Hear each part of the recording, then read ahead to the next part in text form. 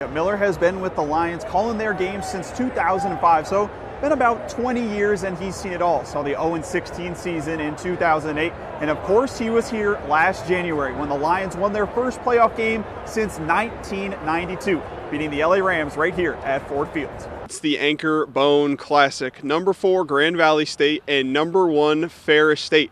Doesn't get much bigger than this at the D2 level, and it definitely doesn't get bigger than this in GLIAC play. On Saturday afternoon, the Ferris State Bulldogs hosted the Harding Bison. These two teams have combined for the past 3 Division II national championships. It's almost basketball season here in Mount Pleasant for the Central Michigan Chippewas. Both the men's and the women's teams will begin their seasons in the coming weeks. The Ferris State Bulldogs welcomed in Slippery Rock to Top Taggart Field for a national semifinal showdown. The winner of this one going to be in McKinney, Texas next Saturday, playing for a national championship. We are joined with the voices of the Traverse City West football team. Welcome on the show. And then just for you guys, you said that you've been covering this game for 4 years. How special is it covering this game and this night for the community of Traverse City?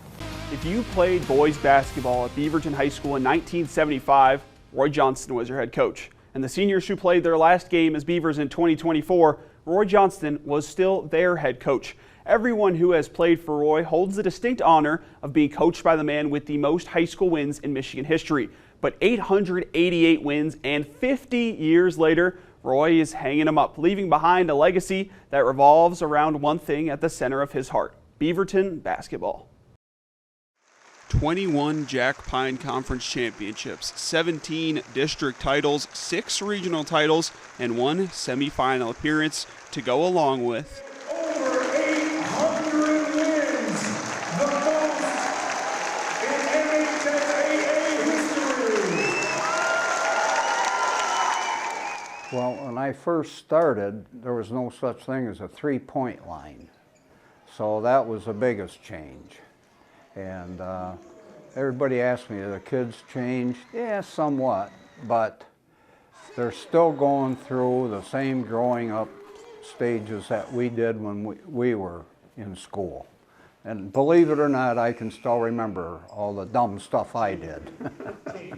the end of an era at Beaverton. After 11 presidents, 3 generations of players, and over 400 players, and enough bus trips to completely go around the earth, and then some to go along with all the accolades you heard in the beginning, a legend of the sport is resigning.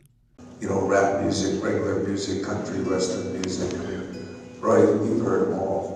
And I appreciate the fact that you adjusted to the times without changing the principles of what you believe in. Coach Roy, on behalf of the state of Michigan and the office of Congressman John Mulliner, I want to present you with a congressional honor and a state tribute. Thank you for your many years of service to Beaverton.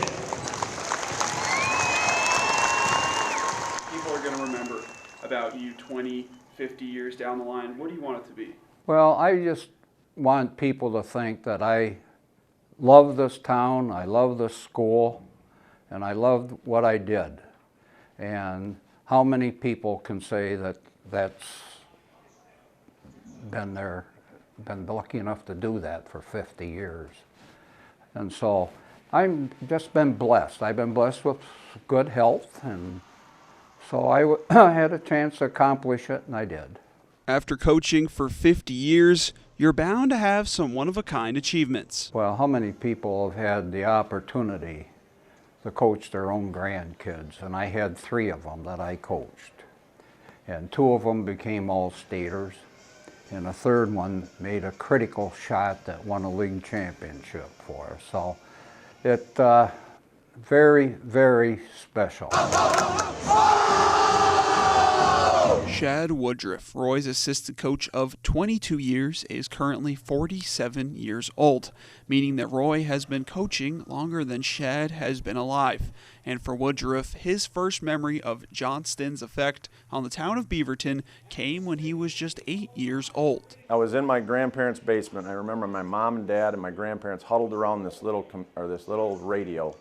And they were listening to this game. I didn't know what it was, but I knew it was important because they were so excited. And I remember hearing Johnston and Wolf, and that was my first memory of Beaverton basketball. And so then the following year was the first time I went to a game, and it's just been, You know, it's often said around here, if you're a boy and you grow up in Beaverton, basketball is in your blood, or at least it better be. And for Shad, it's come full circle, as this past season he got to coach his son Lake during his senior year.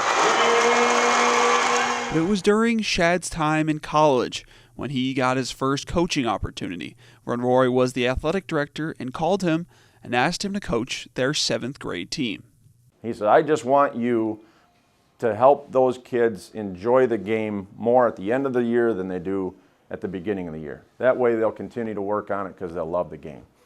And then after that, then he said, but the most important thing I want out of you is to make sure that you surround yourself with good people. And I can get a little choked up because if you surround yourself with good people, good things are going to happen. And I tell you what, if you surround yourself with Beaverton people, you're automatically around good people. So, and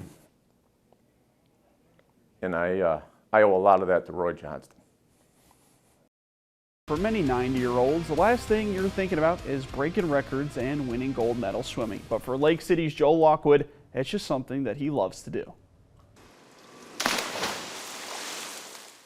First started when I was probably about 10 years old with, thank goodness, and it was the YMCA back then. That was the Saginaw Y, and their camp was over by Mayo.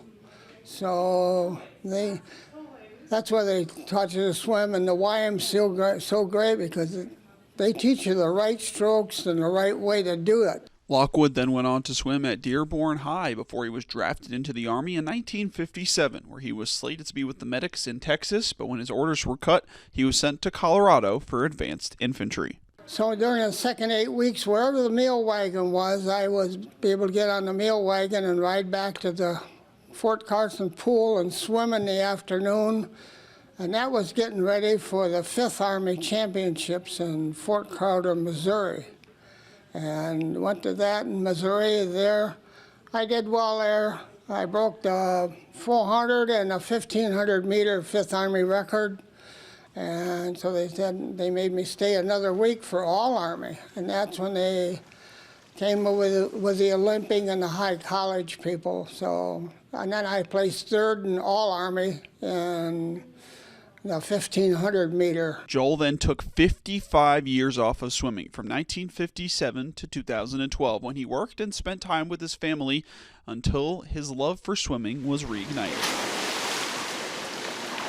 Reggie Ray, and she was in her mid-80s, and she swam for masters and they had to write up, and she heard that I used to swim way back, so she told me, you got to get back into swimming. And since then, Joel has won a lot of silverware. From 2012 till today, my last 5, I think the last medal count was, I think there's like 143 medals.